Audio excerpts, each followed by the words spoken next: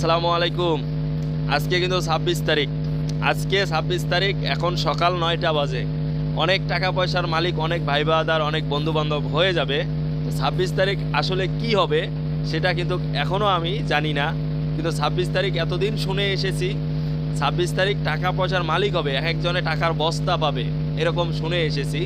কিন্তু আসলে কে কত টাকার মালিক হবে ২৬ তারিখ সেটাও কিন্তু আমি জানি না। আমি নিজে কত টাকার মালিক হব সেটাও আমি নিজে জানি না।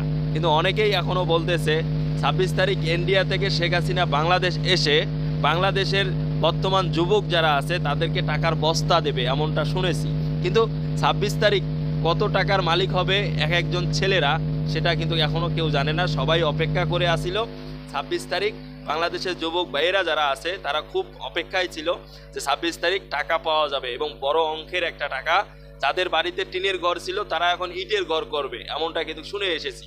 কিন্তু ২৬ তারিখ আসলে আজকে কি হবে সেটা কিন্তু একটু পরেই হয়তোবা দেখা যাবে এবং সন্ধ্যার আগাগ আমরা জানতে পারবো যে আসলে কি হচ্ছে।